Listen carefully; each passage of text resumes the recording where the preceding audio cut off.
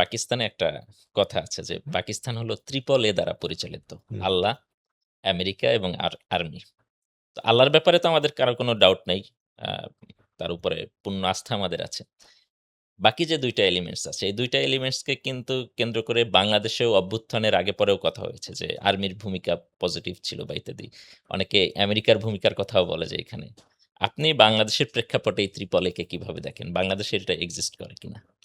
না, এই জায়গায় আমি অত্যন্ত বিনয়ের সাথে বলব যে পাকিস্তান কেস আর আমাদের কেস ভিন্ন। ঠিক আছে? পাকিস্তান একটা পারমাণবিক শক্তিধর দেশ। আচ্ছা, আমাদের কিন্তু ওটা নাই। পাকিস্তান ট্রিপল এ ঠিক আছে। আমরা হচ্ছি এআই, আর্টিফিশিয়াল ইন্টেলিজেন্স না। আল্লাহ অ্যান্ড ইন্ডিয়া। গত ৫৪ বছর ধরে আমাদেরকে এটাই শেখানো হইছে। আচ্ছা, আচ্ছা, আচ্ছা। ঠিক আছে? এবং গত ৫৪ বছর ধরে আমাদেরকে যেটা করা হয়েছে ১৯৭৫ সালে সিকিমকে যেই প্লেবুক ফলো করে দখল করে নেওয়া হয়েছিল, ঠিক সেম প্লেবুক ফলো করে বাংলাদেশকে দখল করে নেওয়ার একটা পরিকল্পনা ছিল। ইভেন অনেকে বলে যে কথিত আছে নেহরুকে যখন জিজ্ঞেস করা হয়েছিল যে পার্টিশনের পরে পাকিস্তান অংশ থেকে যে মানে হিন্দুরা তারা মানে ইন্ডিয়াতে আসবে, সেটেল করবে, এইটা নিয়ে তুমি এত মানে উচ্চকিত, সোচ্চার।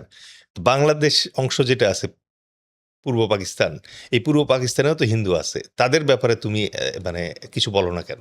ঠিক আছে?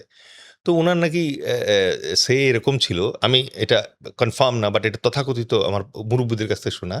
তার কথা ছিল নেহেরু ডক্ট্রিনের অংশ যেটা, যে পূর্ব পাকিস্তান একটা থিওরিটিক্যালি অসম্ভব রাষ্ট্র।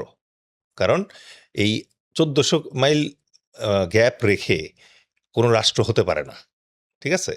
সুতরাং ২০-২৫ বছরের ভিতরে অটোমেটিক্যালি পূর্ব পাকিস্তান, পশ্চিম পাকিস্তান ভাগ হয়ে যাবে। ঠিক আছে? পূর্ব পাকিস্তান ৩ দিক দিয়ে আমরা ঘিরে রাখছি। ঠিক আছে? সো তাদের জন্য আমাদের একটা স্পেশাল প্ল্যান আছে। সুতরাং ওখানকার হিন্দুদেরকে এখন নড়ানো যাবে না।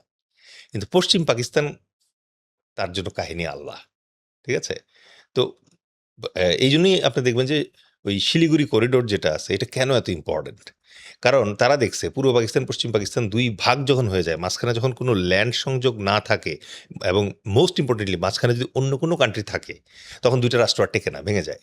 তো ইন্ডিয়াও জানে যে শিলিগুড়ি করিডোর মাত্র ২২ মাইল চওড়া একটা জায়গা।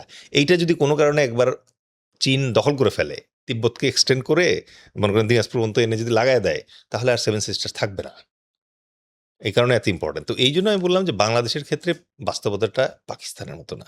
বাংলাদেশের ক্ষেত্রে বাস্তবতা গত ৫৪ বছর ধরে যেটা ছিল, আমাদেরকে ধরেন ফেন্সিডিল আর ইয়াবা খাওয়ায়া মানে মোহগ্রস্ত করে রাখা হয়েছিল এবং সিকিমকে যে স্টাইলে দখল করে নিয়েছিল, যে ফার্স্টে লেন্দু দর্জিকে ম্যানেজ করছে, ম্যানেজ করে তাকে দিল্লি নিয়ে গেছে, তারপরে সিকিমটাকে আস্তে করে একটা প্রদেশ হিসেবে নিয়ে নিচ্ছে। একই রকমভাবে তারা চাইছিল যে শেখ হাসিনাকে দিয়ে আস্তে করে মানে বাংলাদেশটাকেও সিকিমের মতো করে গিলে ফেলবে। এখন আল্লাহ চাইছে অ্যা শেখ হাসিনা দিল্লিতে পৌঁছাইছে। এইটা মিলে গেছে। কিন্তু দেশটা বেঁচে গেছে।